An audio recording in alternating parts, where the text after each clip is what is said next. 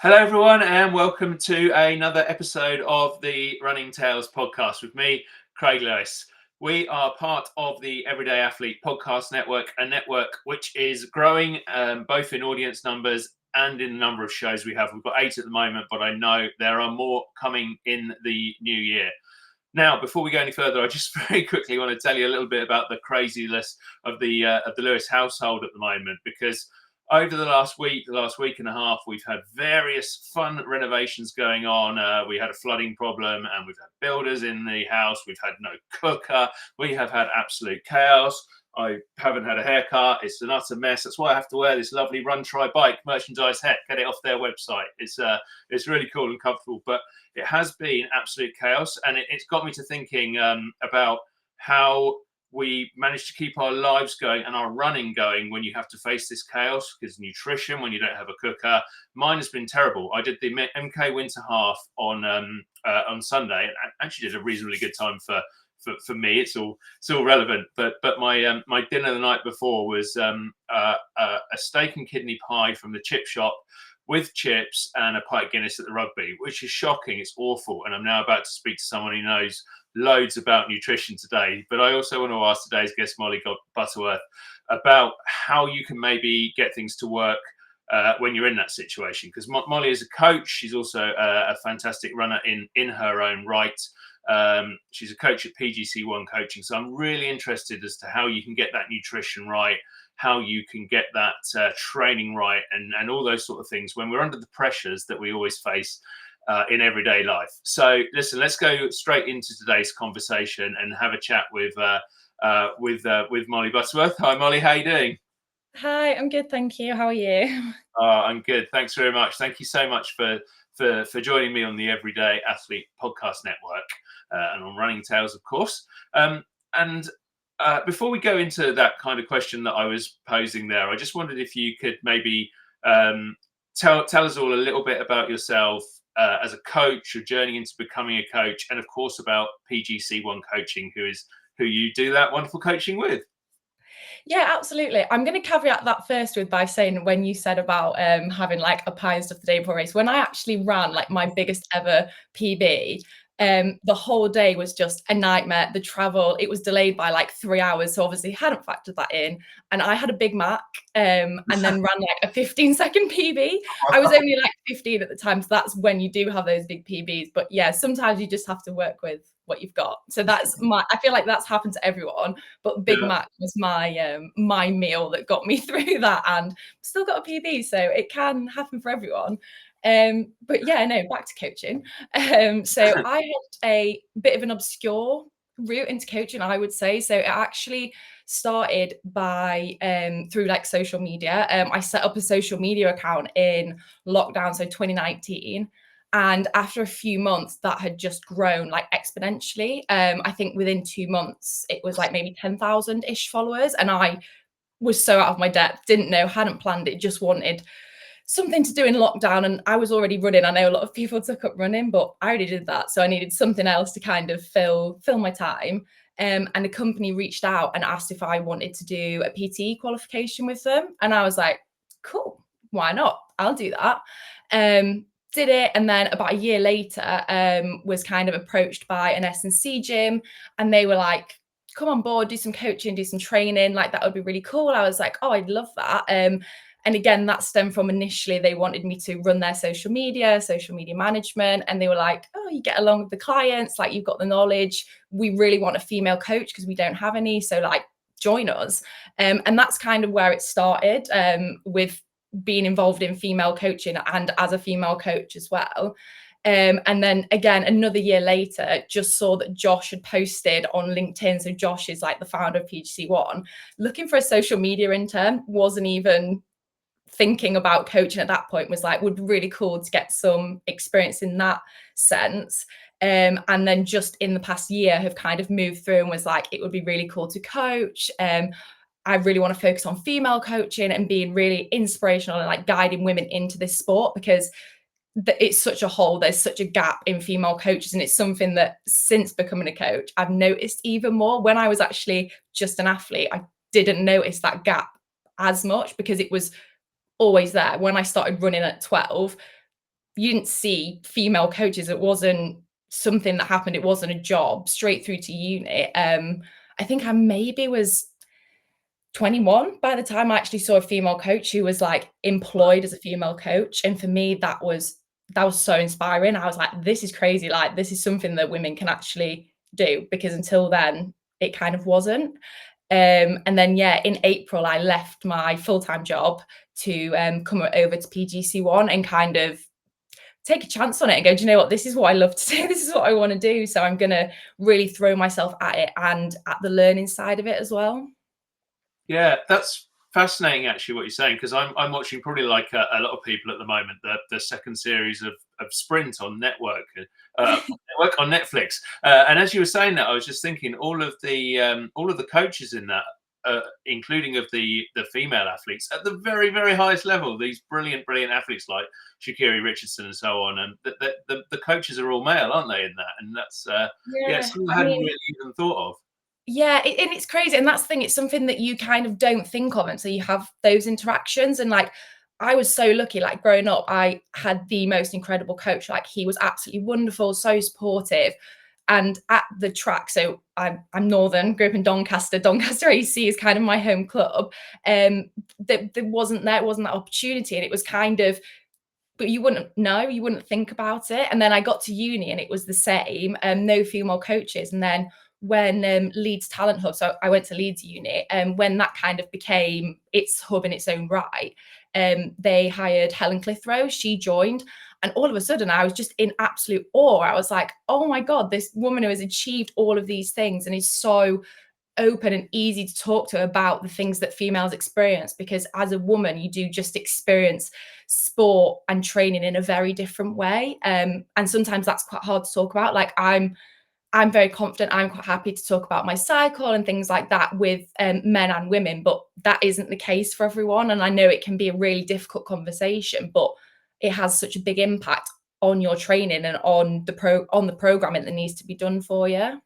Yeah, and actually, that was one of the things that was going through my mind even before you said it there. But I wonder whether I was in a situation as a coach, not that anyone would ever want me as a coach, whether that would even come into my mind, because it's hugely different. And for women, when as they go through their cycle, sometimes it's so hard to even be able to train at that time. So how do you work your training schedule and your routine and your nutrition and everything around that is obviously a massive question. And if you've got a male coach who isn't even coming into his brain, then that's insane, isn't it?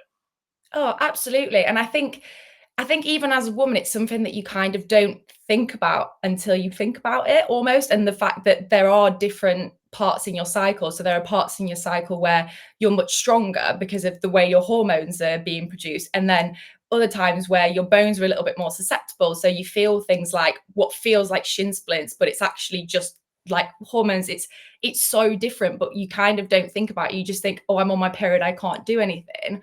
But I think something that I really try and do with my athletes is get them to open up with me. And I know obviously when they meet me, I'm a new person, they don't know me, it still feels weird. But over time, I really try and put time into that relationship to say, let me know and we'll do what's best for you in that sort of cycle, because I know what works best for me is day one of my period, I cannot run. My body is so fatigued and run down. If I do, I end up getting sick, I end up getting ill, and it just doesn't work. Whereas the week before, I'm throwing weights around in the gym and running so fast. I'm like, oh my gosh, I'm basically an Olympian this week, like because of the way my hormones. And people kind of don't know that. So it's almost planning around where you are in your cycle. But again, you kind of don't think of that because it's not something that women know much about overall. Yeah, no, that's really interesting and probably really a real man question that's going to come into my head now, but I'm going to go there and ask it anyway. And Okay. I think it's important with a bit of context behind it in terms of the level that you're racing, because for people who don't know, you've raced at an international level. You've come, I think, third in the England Championships at 800 meters. Is that right, or was it 15? 15. 15. Sorry, yeah. So you this is the sort of level we're talking about, and so on. And so I'm thinking when you're going into those high level events, I mean, just this is probably a really stupid question, but what happens if do you see the date and you think, oh, that's falling on the date of my cycle? What do I do? Or is it a case of suppressing the period, or I don't know? No, so it's different for everyone. And I think I've kind of experimented with like contraception in the past that like Hmm, stops your period. But that was a big thing that I kind of learned from working with a female coach, from working with Helen, is that she said actually having your period is the best thing. Like that's what you need, and kind of not being aware of it can lead to so many other problems. And reds is obviously a massive thing that needs to be spoken about, that has such an effect on the menstrual cycle and then your bones, and it can cause so many long-term problems for men and women. But yeah, I've had that before. So actually, when I came third at the England Champs, I started my period that day, and I woke up and I was just like, great, okay. But I think it's because I've done those days and I've just sessioned and I kind of kept going and I've worked out what works for me. yeah, I was able to kind of carry on and just put it out of my head and go, this is just something that I do, and I do it day in, I do it day out. I just need to remember that process because this is just another day, and I've trained for this. I've put myself through the ringer day in, day out to know that my body can do this, yeah. even if it's telling me it doesn't want to. Yeah, no, it's fascinating, and that reaction is interesting in itself. I suppose when we, if we kind of zoom out again and look at any or whatever problems might come up on race day, I suppose it is training properly and learning how to do things properly is what will get you through those races on the day, because you're naturally there and you know you can do it. Absolutely, yeah, and that's a big thing that we put like into our training at PGC1 is we try and make sure that the sessions and the runs that our athletes are doing are preparing them to go out on race day and actually trust their bodies. Like it's a big thing that I talk about with my athletes, and I kind of say I'm not always going to give you a pace because then you're thinking about the pace and not the run. And sometimes the more you think about that specific pace, the less you're actually getting to know your body and how it feels. And when you're almost in that kind of hole, can you keep going? Yeah, it's so important to almost get to know yourself. But for women, it's just one more thing that you kind of have to get Yeah, to know and understand about yourself to be able to know what you're capable of, because you are still capable of so much. It just sometimes doesn't feel that way because you haven't had that support to know that you can do it. yeah. Oh, no, it's really interesting. And on PGC1, we should obviously talk a little bit about exactly what they do, because it's an interesting coaching setup, isn't it? Because it almost if I'm right, it almost operates as a running club and a coaching session as well. I've always seen people coming in really good positions in some of the local races, but I think kind of attracts all kinds of people at all different sorts of levels as well.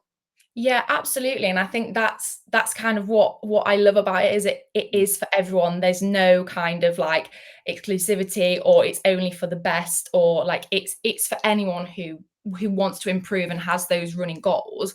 And I think a lot of what you see at the minute, and that I get personally when I'm kind of taking on new clients and athletes, is like, oh, I'm a slow runner. So like you might not be able to do much with me. And like slow running just doesn't exist. Like you're not a slow runner, you're an athlete, you're a runner, and whatever your goals are, like you can get there. But if you kind of define yourself as one thing, that is where you're going to sit. So that's a big thing that we kind of work with, is pushing people out of that mindset of I'm slow to, yeah, well, what's your goal? Actually, that's really realistic and we can work towards that. And here's what we do and how we do it and how we structure the sessions. But yeah, I think sometimes it kind of might appear that it's in Northampton, it's in Daventry, and it's kind of a running club.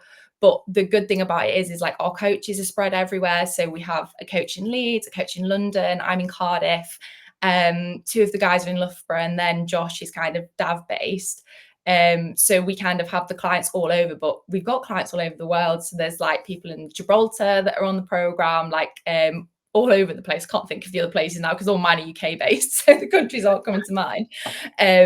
But yeah, and everyone can kind of do the workout Wednesdays either at the track, or we can assign them virtually as well. So they sync them up to their watch, and it kind of builds that community feel, because we have a group chat with everyone in it as well, and they can kind of put in their thoughts and their feelings on the session. And it's actually really nice, because you go to the group races, and I have people who can't make it to the workout Wednesday because they live in London, but actually they feel like they know the group when they go to the team races, and there's kind of 50 PGC1 athletes there in the kit, and it's a really nice environment. Like, yeah, that's kind of what meant the most to me when I joined, was I was like, these people genuinely love what they're doing, and they've built that through the community that's been built on the track, but also online, by completing these workouts, communicating with each other, and really channeling the social media and the group chats into this positive just environment.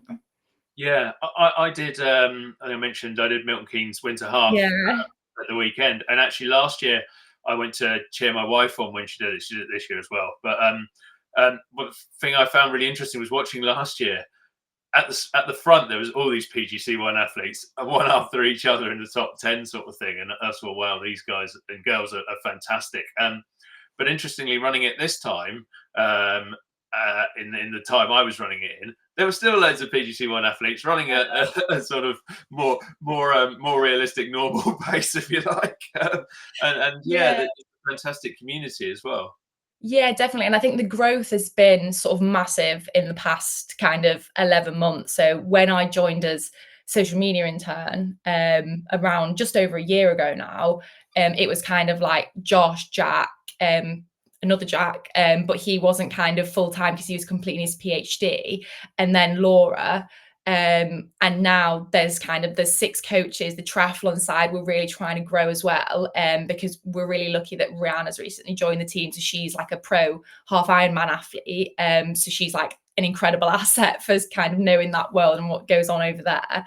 And then kind of my biggest goal for the next 12 months is to really drive the female side of the business. So we're kind of looking at trying to do like a female retreat day where like women can come and they can learn more about themselves, their bodies, but also the community as well.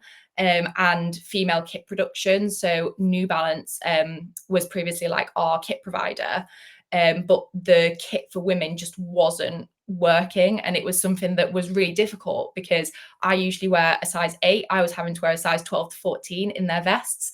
The women who were size 12 to 14 actually couldn't wear any of the kit because it didn't go up to a big enough size, but actually it did.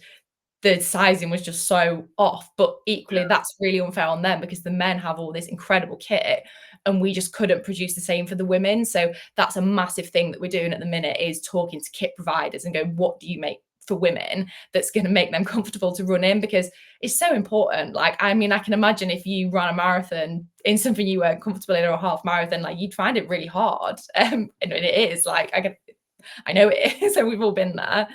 Yeah. No, my wife has her own running club, Step Forward with Lewis. Shout out to Michelle, which I sort of get involved in as well. And she has the same problem with getting kit for the ladies in the club, and because it just doesn't fit properly, it doesn't seem to be the right shape for the women. So it's really odd like that, and I know that sometimes it's led to them just buying the men's kit instead, because that seems to work a bit better, and it really shouldn't be in that situation in 2024.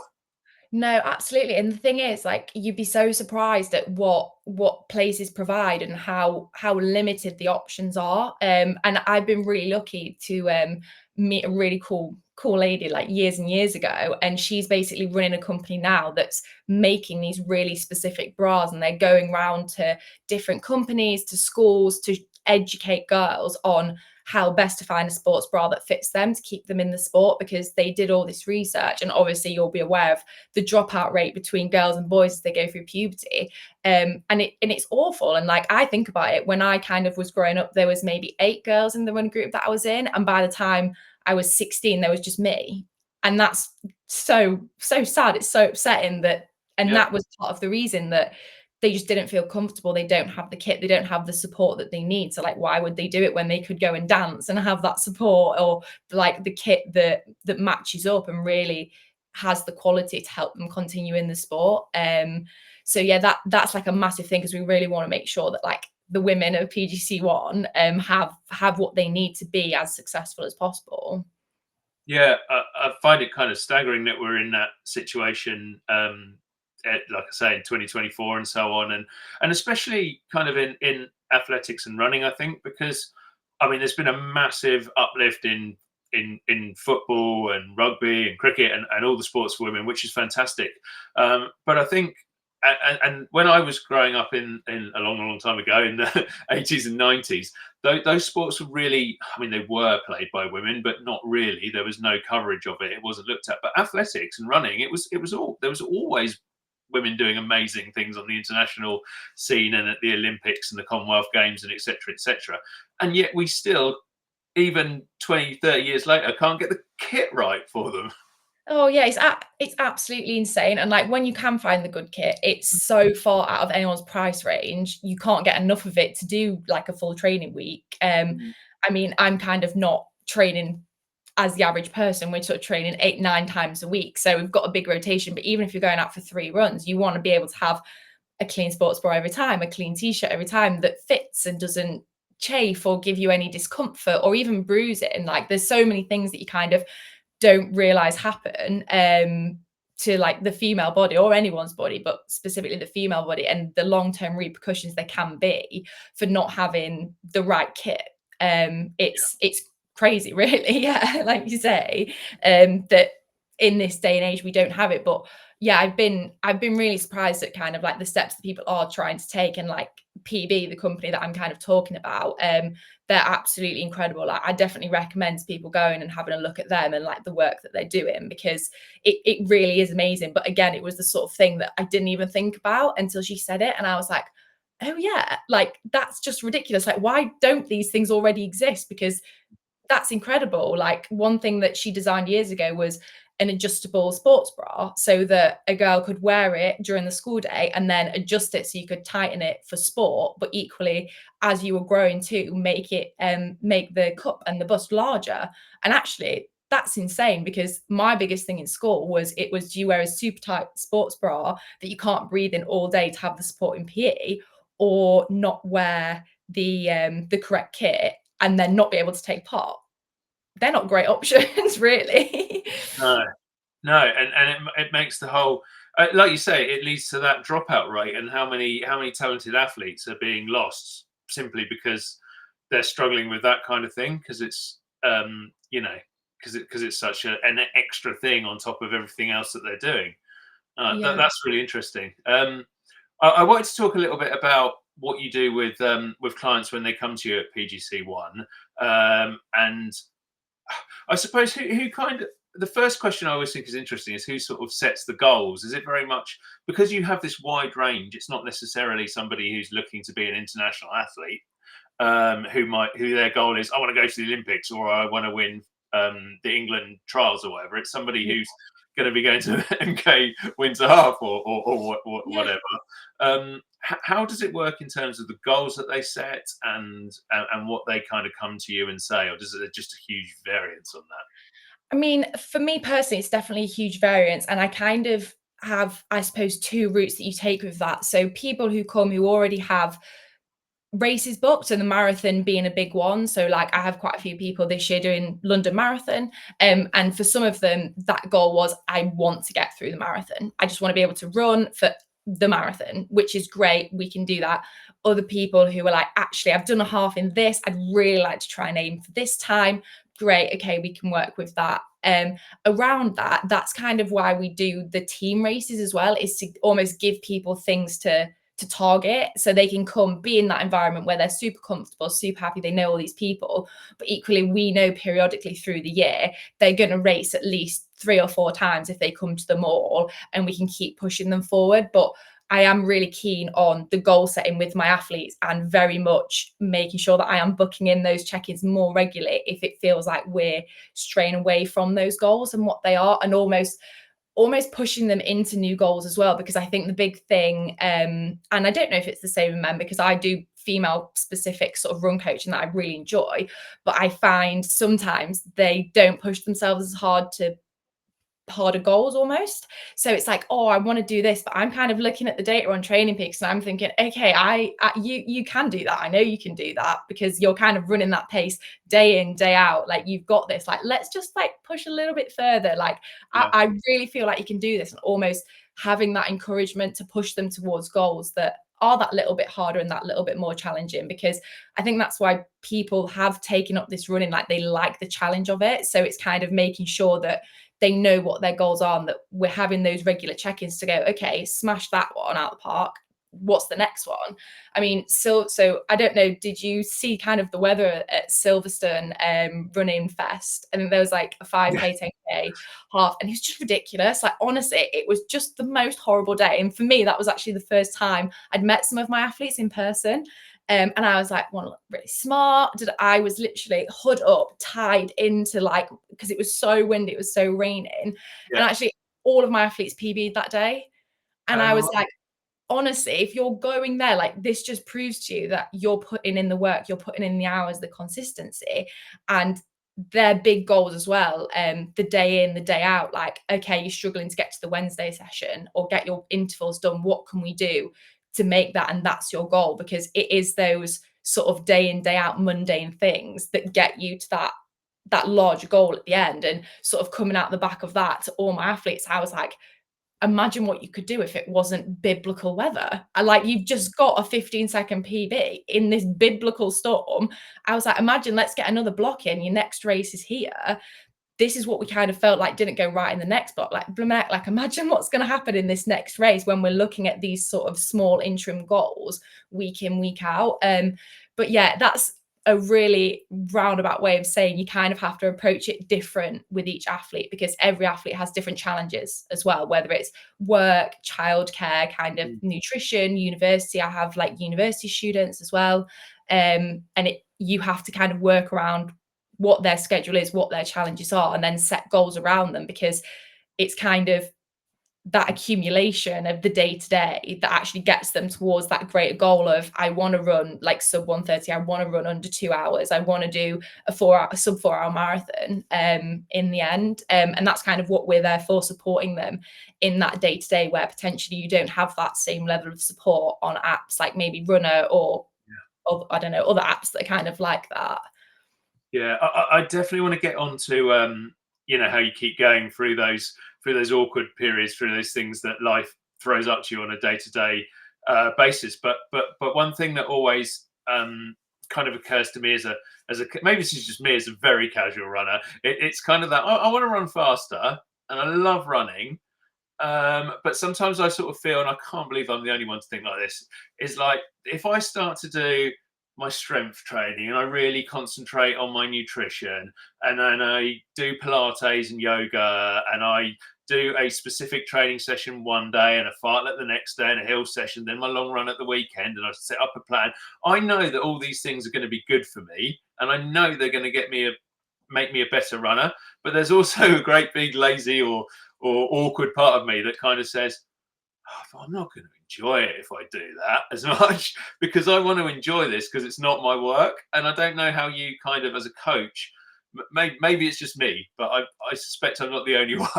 How do you balance it when you're dealing with someone like that, I suppose? Yeah, and I suppose, and absolutely, and I go through phases like that as well, where I kind of look at my program and I'm like, no, like, just no, like, I don't want to do that today. Like, it's not happening. But I think it's almost those regular check-ins I find, and I think that's kind of the benefit of having the coach, is that, like, I get so excited. Like, when I look at kind of the data and what my clients are doing and when they message me, I feel like sometimes people think I'm a little bit like OTT with it, but like, genuinely, like, the joy it brings me when they're doing it is massive.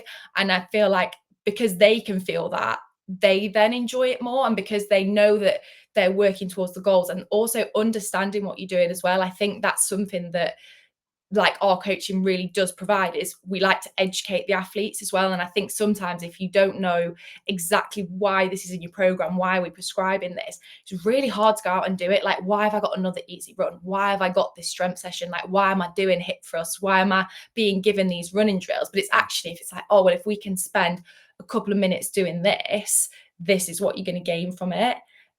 But kind of like, yeah, going back to what you're saying about kind of the boredom, again, that's where the coaching helps, is because I have some people who really like to do a 90-minute gym session and they're in the gym and it's huge. I have other people that do 10 to 15 minutes every other day because they don't really want to do it, but actually just doing that 15 minutes, they're like, I know I can do that. I know I can do it. And kind of that's why we don't do the copy and paste programming. Like, no one has the same program because no one has the same needs and no one has the same sort of, I don't know, this is what they want to do. You have to approach everyone in a different way. And I know if I gave all of my athletes the same program, one of them might do really well.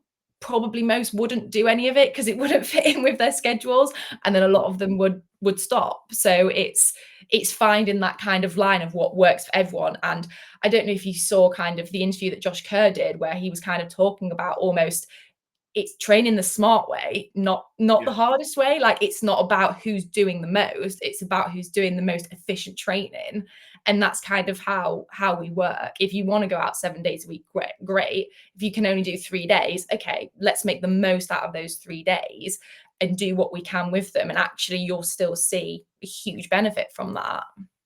Yeah, and I guess that comes down to kind of what I've been leading up to in this podcast so far, which is kind of that we all live busy lives. We might suddenly have that extra meeting at the end of the day, or like me, big house renovations and so on. And it's like, how do you move through those moments, those awkward times in life where something comes up and then something else comes up and something else comes up, and maybe you haven't been out for 2 days, and the temptation is to throw everything up in the air and walk away. But we don't want people to be doing that. No, absolutely. And I think that is such a difficult thing because the day-to-day is kind of what prevents people from doing it. I find that what works best with my athletes is just keeping in contact. And I always say to them, it doesn't matter what time of day it is, let me know if we need to move things around. Let's make it work around you. If we need a rest day, we need a rest day. If we need to shift the week around, we need to do that. But equally going, this is where our priorities lie. So say you're a runner who normally goes out 5 days a week, but actually, like, say you've got the house reno, you've got builders in Monday, Tuesdays, you can't get those 2 runs in. Okay, well, we know that your top priorities based on your goals are your long run and your intervals. So let's make sure they're on the days that you know you can get out. And actually, if we can't get much more in that week, that's fine, because it's better to get those 2 green runs in and smash them than do nothing. And I think when you don't have a coach, it's much easier to go, oh, I'm just going to skip it. Like, it's on runner, I'll just brush past that one. Whereas, like, if you know your coach is there and is willing to help you and move these things around, it's much more likely that they'll happen. And also having someone that's like always in your corner as well. And I think for me, that makes a massive difference. Like, I know that my personal coach is in my corner and he wants what's best for me. And he's doing this for the greater good. And kind of the more you get to know your athletes, the more you can see how they handle stress and also the confidence that they have in themselves, and kind of being able to evaluate that, the level of support you need to give them day to day and between the runs. So I have some that I only speak to once a week because they're super confident. Others I like to check in every day pretty much. And I'm like, okay, how's it going? Like, let's move things around. Like, because I know they have stressful lives and they're flying to different countries for work and they've got children that are in plays every other day at the minute because it's Christmas and there's so much going on. So I think kind of those 2 things do really help, like, and remembering that sometimes you just need to know what the priorities are, what are we working for, and actually, like, what do I need to do? And I think when you're on your own, that can be really hard to do. But when you have someone there that can kind of do that thinking for you and help you along the road, it really does make a difference in being able to handle those weeks day in, day out. Yeah, I think what's really interesting as well is I guess it's that encouragement that things don't have to go out the window and they go wrong. We set a plan up, we have all these great ideas, and you miss a session and you get almost depressed about having missed that one session, which of course it matters, but it doesn't ultimately matter so much as if you do the next one, or you get something else in, or maybe you set up to do your long run that day, something awful happens and you can't do it, but can you get 15-20 minutes in at the end of the day just to keep your legs moving and that sort of thing. And I suppose how important is it to manage to to get that shift in mindset away from it's the end of the world when something doesn't happen? Oh, it's massive. Like, I genuinely think it can change like people's running journeys completely. And I Mm. think that's a big thing, kind of going back to like getting to know your body as well, and knowing like, can I handle this? And I think I was always a really big culprit for when I was at uni of like, I've had deadlines, I've had a long day, like I can't handle it. But actually, now that I've kind of grown up, I've worked full time and I've done this, I'm like, I know I can handle it. This is what I can do. And I had that support of someone also knowing me well enough to go, actually, you do need a break. Like, you need to have that extra day off. And I think that's something that people kind of don't realize you get in coaching as well. Like, sometimes I do actually have to say to my athletes, you need to have a day off now. Like, you've trained hard, like you've done a lot, you're exhausted, you're clearly fighting illness. I can see it in kind of the data and your heart rate. Let's just have that extra day off. And kind of, I don't think people ever expect that. They're like, but, oh, you're supposed to be telling me like to do more. And I'm like, more isn't always better. Sometimes you need to know where your priorities lie in your week, and actually how can we fit that around what you're already doing. Because like sometimes I do get messages from clients at like 10 p.m. and they're like, I'm so sorry, could not get out today, all these things happened. And I'm like, okay, that's fine. We want to get intervals in this week. What kind of day works for you? Great, let's shift all that week around. Equally, oh, I could only do 30 minutes instead of 90. Okay, great. What day works to actually get out and do that 90 minutes if we can? And if we can't, can we spread it into smaller runs throughout the week? And we'll do another 2 30-minute runs around your insane work schedule than anything else, then not rather than nothing, sorry. So like it is all about kind of finding that. And the more you communicate it, the more likely it is that you'll get what you want from your program. Yeah, yeah, because we are all, we go around with these watches, don't we? And Garmin seems to be nastier than Apple. You do a hard session, or you think you've done really well, and it either says you need to do more, move, or it turns around and says, oh, you've got zero battery. At which point you go, I've got some battery. I'm going to go out and run another 10K. Yeah. And actually, just going out and having that rest is so important for your body, and probably for even for your mindset, because you sort of think, I need to run, and it's not always the answer. Oh no, absolutely. Like, a big thing that like I've had to do is like just sometimes even just strip back training and go, actually, like, if you're stuck in this cycle of injuries, like, let's just strip it back and perfect the basics. Because at the end of the day, like, if you can't do the 4 runs without having to have 5 days off, there's something that's kind of missing in your formula. And Yeah. like, again, like, that's why you kind of can't do the copy and paste programming, because if you do that, you're then producing a program that, yeah, great, it works for one person, it makes them really good, and they run sort of like a sub 90-minute half, and you're like absolutely buzzing.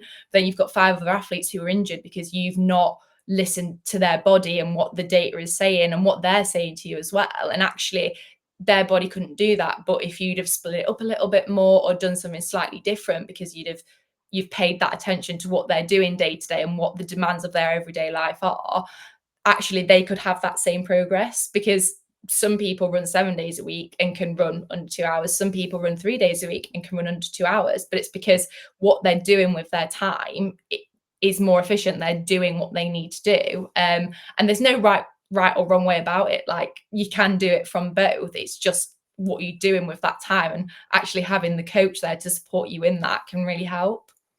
Yeah, and I guess why this is also complicated, and probably why I should probably get a coach, is because it's not just that schedule that you're looking at. It's sleep, it's nutrition, it's your strength training, it's your yoga and your Pilates that I mentioned earlier, and all those sort of things to make sure you're more supple, and actually to become even an everyday athlete who runs the odd 10K or half marathon.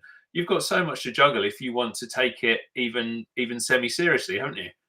Oh, absolutely. Like, and I think, yeah, it's crazy the amount that needs to kind of come into your mind when you're thinking about it. And I think not even from a you want to be semi-professional, just generally looking after yourself. Because if you do kind of start doing those runs and you're not like refueling after, or you're not fueling for them properly, you get poorly, you pick up colds, you start to get sick, then you pass it around the house, then the whole family's got sick. And it's kind of like, a double-edged sword, really. And then equally, okay, you really enjoy going out and doing the park run every week, but you're not warming up properly for it, and you strain something, then all of a sudden you can't exercise for 10 weeks because you've pulled or you've strained or you've torn. And it's kind of little things that you don't even realize, but actually just kind of where I feel like we're really lucky at PGC1 is we all have our own strengths. And like, I am under no kind of shade that I am a genius on absolutely everything. Like, to be a good coach, you have to always be learning. You can't get sort of complacent and go,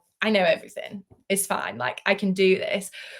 Equally, I know my strength isn't always physiology, but if someone asks me a question that I can't answer, instead of making something up, I'll go to Josh, I'll go to Jack, because I know that information is much stronger. Equally, if it's strength training, they know that they can come to me and ask me those questions if it's something they feel like they want more on. And we always have training sessions as a coaching team to make sure that our knowledge is as strong as possible, and that we're actually reviewing what we're doing and going, is this the best possible thing? Is there something more that we could be doing for each athlete, whether that's an athlete that runs 2 days a week and we just need to make sure they're doing a little bit of warming up, a bit of S&C, they're refueling after the runs that they are doing, right up to, okay, like we want to get international selection for this guy or this girl. What do we need to be doing to make that happen? So it's kind of the same process, whether you are running 2 days a week and you want to just get to that start line, right up to you want to be that international athlete. It's making sure that we have that kind of that knowledge and that process, and then we're able to apply it to someone no matter what their circumstances or their goals are. That's so interesting in the way that, you know, I think that speaks to the way that running is kind of a sport for everyone. There's not I know it's said quite a lot, but there's not many sports where you can line up alongside international athletes, and in all kinds of events around the world, you're able to do that within running. I just wanted to pivot slightly onto your own story, Molly, and how you started running yourself and what you've gone on to do. And kind of my first question on that was that you were a swimmer. You weren't going to run at all, and then that all changed. Yeah, so I was so like, I wasn't to say I was anti-running, but I was bought in to the swimming. Like so my parents have never been the kind of parents that were like, you have to do something. They were kind of like, if you love it, like you can do it, we'll take you. But they kind of were like, but you must learn to swim at a minimum, because we kind of live near water and stuff. And they were like, you have to at least be physically able to swim if something happens. But like, we just loved it. And then we started competing. All of a sudden, you kind of swimming 9-10 times a week. Like, you're in the pool before school, you're in the pool after school. Pretty much every day you're swimming on the weekends. You spend your whole weekend in Ponds Forge. Like, anyone kind of northern knows that you're in Sheffield if you're a swimming kid, swimming in the pool. But I don't know if it was like a film or a TV show, and they were just running cross country, and I was like, kind of fancy that. I was like, I just think I would enjoy it. And I just remember it might have been, there's a film about like cross country running. I can't remember what it's called now. And he like goes to the school and gets all the kids running cross country, and they kind of go from being like the worst team in the state to the best. And I was like, I want to run cross country. And I went to kind of the Doncaster schools. I came second. Then I went to South Yorkshire schools, and I just missed out on making the team. And everyone was like, okay, that's weird. Like, who on earth is this person that we've never seen on the running circuit that's kind of doing it? And then the following year did like an athletics competition, and like won the 800, won the 1500, like helped them win the relay. And one of my friends was like, you should really like go down to the club. And I was like, I'm a swimmer, I'm not doing this. Like, I swim. And then within a year, I kind of started going down, and I was actually doing both. So I was swimming, I dropped down, and I think I was swimming 8 times a week. And then I went to the track twice a week as well. And I just fell in love. Like, I loved it so much. And it was for really silly reasons as well. It was kind of things like, I don't have to dry my hair after every session. I don't stink of chlorine. Like, just really weird things that when you're 13, you actually do think about a lot. Like, I wasn't like, oh, like I could actually be really good at this. I kind of didn't realize that I had any talent in the sport. I was more like, yeah, don't have to go to bed at 10 p.m, don't have to get up at 5 in the morning to be good at this sport, don't have to stink of chlorine. I'm in. And within a few years, like, I stopped swimming and I was just running. I was at the track. I was like with my group, was in like a really great group in Doncaster, like had an amazing coach who like I absolutely adored and was just incredible, and really like without him I still wouldn't be in the sport today because of that support that I had then. And then yeah, went through kind of uni, same thing, like just loved it, but always had that thing where I was like, I don't know if I can make a career out of this, whether it's as a coach or as an athlete. But I was very lucky that in Leeds the performance atmosphere is so high, and like seeing people like Alex Bell at the track and like Phil Sessman is just ridiculous, because it's like they're real people, like, and they're really nice and kind of inspiring, and actually like this can be something. You just have to decide if you're going to give it everything or not. And I think I get why some people don't do it, but kind of this year, I think after seeing the Olympics and everything that's happened, I've kind of committed a bit more to actually like, why not take a chance on myself and see if I can make coaching and being an athlete a career, because that is what I love to do more than anything. Yeah, I actually went to Loughborough, and I think it had the opposite effect on me. It was great, but you went to all those meetings, and I was like, I am nowhere near good enough to be doing any of Oh, this. I mean, I wouldn't say I was near good enough. Like when you see like Alex Bell absolutely shifting around the track, and I'm kind of there thinking that feels really far away. But then I think actually because she is just so nice and so approachable, it does make it feel more realistic, because there's no kind of like animosity around who she is. She's just a lovely person. And also as well, I'm always really inspired by other people who are successful from Yorkshire. There's just something about it, because I grew up in Yorkshire, I went to uni in Yorkshire. When you kind of see those people performing, it's like, oh my gosh, like you can just be someone from a little village in a little town and do these incredible things. And like, that's what I would love to do. Yeah, and I want to kind of just talk about, I guess about ambition really. But what were your ambitions at that point? Perhaps when you're at uni and you're thinking, or as you're growing up and starting to realise I'm actually pretty good at this. Were you thinking I could be a professional athlete? I could go to the Olympics or the Commonwealth Games? Because you've kind of been close to that level, I suppose. Maybe not quite there yet, but you've been close to the top. It is the top level coming third, isn't it? In an England Yeah, I competition. mean, in the England champs, like that was a big thing. And I think, do you know, I think if you'd have asked me that question at uni, like I would have said yes, but I maybe wouldn't have meant it. Wouldn't have meant it. I would have just said yes because it felt like the right thing to say. But I think I kind of didn't realize how much I wanted it until I started working full time when I left uni. And I Yeah, actually didn't have the time to do the stuff that I knew would take me to that next level. And that was when I started working with my current coach as well. So just after I finished uni, I started working with Kieran. And he was just like mad kind of genius with like the knowledge that he had and kind of the success stories that he'd had as well. I was like, okay, like this is someone who really could take me to that next level with what they're doing. And I still was like, oh, I don't know. But yeah, as soon as I couldn't do it, I was like, this is what I want. I almost didn't know what I had until it was gone.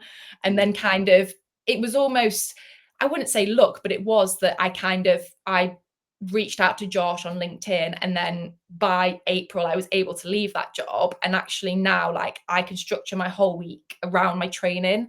And the difference that I've noticed is just ridiculous in being able to prioritize my rest, what I'm eating, like silly little things, but actually it makes a huge difference not having to be at my desk 8 till 4 every single day. yeah.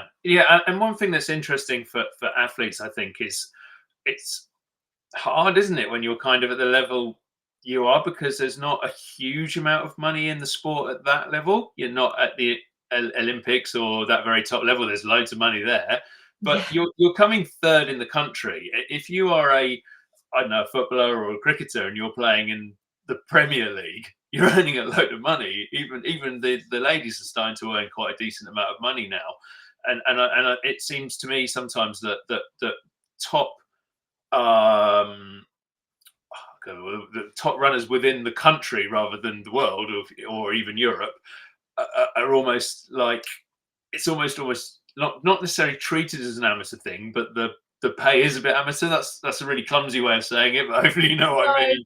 No, I know exactly what you mean, and I think that is a massive, massive sort of almost sore spot for a lot of runners is the income. It is really, really difficult, and I mean, you will have seen his name has completely left my mind, but he did a long jump at the Olympics, and I think he was in the final, he came well within the top 10, and they were like, "Oh, what are you doing now?" And he was like, "Well, I've got to fly home. I'm back at work on Monday." And they were like, "Are you kidding? Like, you're at the Olympics."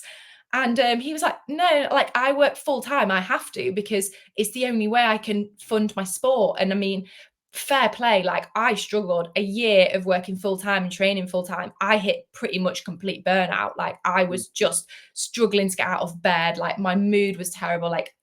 I was really not in a good place, but I couldn't leave because I have to pay rent. I have to pay my bills. I need to buy my kit. I have to get new trainers. Like I have to get massage. I need to have the fueling and the recovery that I need. So it's definitely like for a lot of runners, the thing that does stop them. They have to go into full-time work. But again, like I've been very lucky that through kind of the career that I've gotten to, I've had the opportunity to go into a career that gives me the time and the funding to be able to do that. And I do think some of that stems from the fact that Josh was an athlete himself. He knows how challenging that can be. And he has kind of helped me find that balance between working and being the best coach that I can be and having the opportunities as an athlete to go out and train and not have to stress out about being at my desk for 8 o'clock in the morning. So yeah, it is huge, and it's really sad as well. And I think something that I find really hard as well is when influencers who don't really run get gifted things out of the blue. I mean, Yeah. a running watch, for example. I saw a girl get gifted a running watch just to do a styling video. She doesn't run, she doesn't wear it, but she was sent a £250 watch to do an outfit video. And I was like, how many athletes would just be so overjoyed, and the stress that would be taken off if they were sent the most up-to-date watch? Because and I don't know, I think sometimes the opportunities maybe go in the wrong place for people and what they're maybe given. But I suppose that the brands want to make money, and athletes aren't always the best at posting on social media because they're focusing on their training, or they're training alone, or in kind of an elite setting that doesn't always offer those opportunities to make content. Yeah, but I mean, the influencer world and its mixture with sport has gone insane. We have a YouTuber fighting possibly one of the greatest boxers of all time, even though Tyson is well past it. But and people watching that ahead of one of the biggest women's boxing matches ever, and it's like that is utterly mad. And why are we valuing this over talent, and also over potential talent of trying to bring our young sports people, our young athletes to the next level? It seems mad to me. Yeah, absolutely. And I think it's a difficult thing to kind of prepare young athletes for almost the life that they're going into, and coaching them on how to get those opportunities as well. Because like when I finished uni, I was just left to the wolves. I was like, I don't know how to find these opportunities or who to speak to. Like, Hmm. I mean, I don't have an agent, but how do you go about finding an agent who helps you get these opportunities? And how do you go about balancing a job and training full time? Because like uni, it's very easy to go, oh, I'm going to miss that lecture and I'll just catch up on it later because it'll be recorded. I know I was guilty of doing that because I could, if it meant I could get to the track and train with the group, I was going to do that over going to a lecture that I could do later that day. Yeah. But obviously you can't do that when you work full time. You can't just go, oh, I'm just going to leave for a few hours and kind of train with the group. Like, but equally without that income, you can't fund your sport. So I think it's really important finding out a way to like educate people coming through on how to find these opportunities and balance what's going on in their lives. Yeah, absolutely. Time is catching up with us, Molly, sadly, but I did want to ask you one question to put you, I guess, on the spot to finish off. It's not too bad. I mean, you've reached a level now where you've had that third place finish. I think this year you competed at the indoor and outdoor British Championships as well. So what does ambition in terms of your own running look like now? I think for the next 12 months, it's about making an impact. Like I want to be in those races, but I want to be pushing for the front. I want to be making finals. So British champs, like I didn't make the final this year. And obviously the quality was much higher because it was the Olympic trials. So just being there was incredible. And I knew I was nowhere near being kind of ready for that step. But even just being like rubbing shoulders with the people who were was incredible. But I want to spend the next 12 months getting into those races and making an impact, being the one that is pushing on the pace and is having the confidence to take on the race and go, actually, like, yeah, you might be like number 2 in the country, but I'm gonna try, because what have I got to lose? And then working towards those kind of longer term goals of trying to go to the Commonwealth or trying to get to the Olympics or Europeans or Worlds. Like I really want to try and get that GB vest under my belt. So it's kind of taking the steps in the next 12 months to do that. Fantastic. Well, Molly, good luck with it. Thank you so much for joining us on Running Tales today and imparting some wisdom. And folks, if you've been out there listening to this, keep an eye out for Molly's name, Molly Butterworth.